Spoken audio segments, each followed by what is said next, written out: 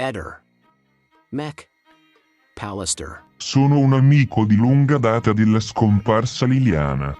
Ho conosciuto la Resinovic circa 50 anni addietro in quanto avevamo frequentato il medesimo oratorio.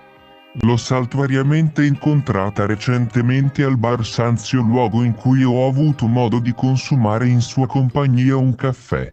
Ho avuto modo di parlare con lei ad ottobre scorso allorquando l'avevo incontrata in modo casuale vicino casa.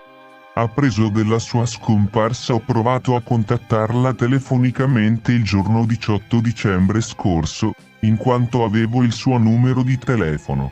Nell'occasione rispondeva al telefono il marito della donna, il quale mi riferiva di non essere in grado di darsi una spiegazione sulla scomparsa della consorte. Conosco Sterpin Claudio da tempo, ho parlato ultimamente con lui al telefono, commentando la scomparsa di Liliana.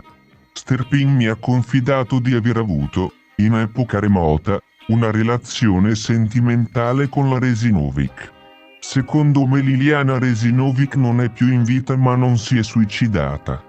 Per tale motivo, insieme a Claudio Sterpin abbiamo ritenuto di perlustrare il tragitto Monte Spaccato, strada di Basovizza via Damiano Chiesa stazione di Guardiella con lo scopo di tentare di trovare il corpo della Liliana Resinovic. La scelta di tale percorso è stata fatta da me stesso per esclusione, partendo dal presupposto che la donna non abbia imboccato la via Chiesa in discesa quella mattina bensì in salita.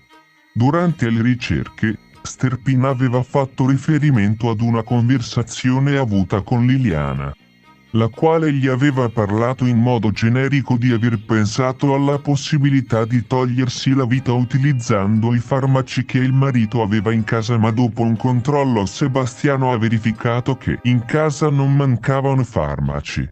In merito ad un'eventuale relazione tra lo Sterpin e la Resinovic, vi posso dire che Claudio mi aveva confidato che la donna, quando il marito usciva di casa, lo chiamava o gli mandava un messaggio.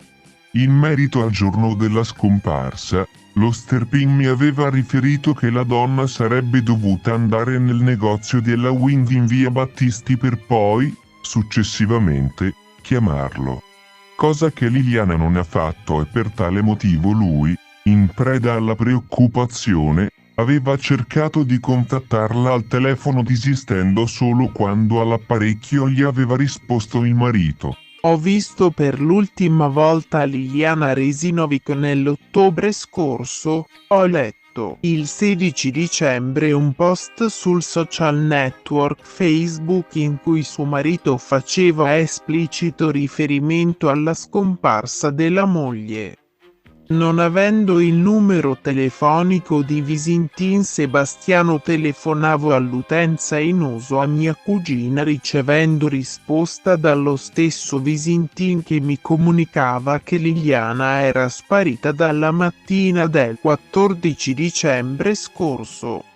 L'uomo mi raccontava nel dettaglio quanto era successo e io gli manifestavo il mio stupore in relazione al fatto che non aveva ritenuto di avvisarmi prima.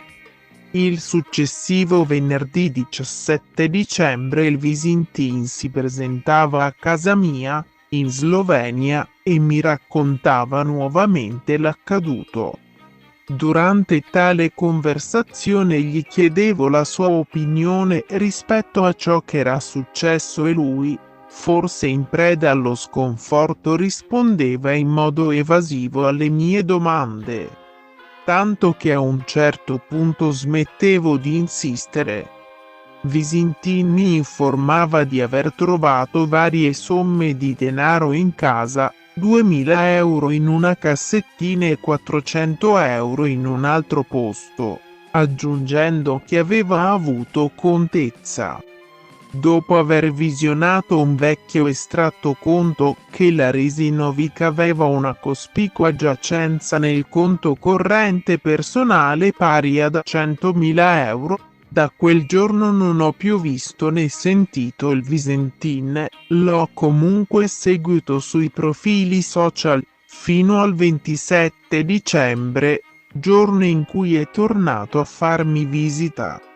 In quest'ultima occasione mi informava di aver trovato in casa la borsetta della moglie e altri suoi effetti personali e di aver notato che la mattina in cui la donna era scomparsa probabilmente aveva gettato i rifiuti umidi nel luogo preposto per tale scopo, in quanto non più presenti in casa.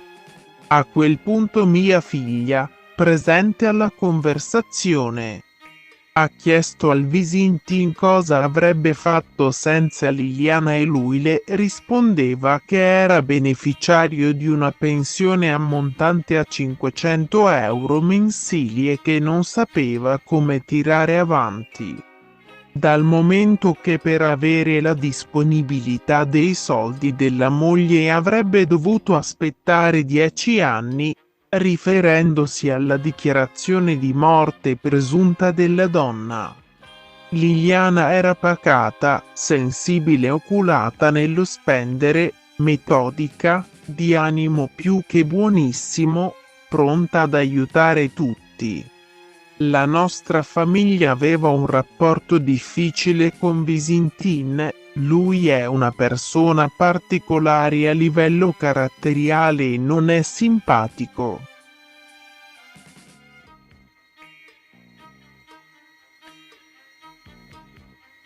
La moto di Sebastiano deve atterrare qui da alcuni giorni per poi arrivare qui in piazzale Gilberti. A un certo punto, quando è venuta a casa, quando quel giorno è uscita di casa che doveva incontrarsi con questa persona, è uscita di casa molto probabilmente sconvolta. E a un certo punto, quando è venuta a casa, e a un certo punto, quando è venuta a casa, e a un certo punto, quando è venuta a casa, e a un certo punto, quando è venuta a casa,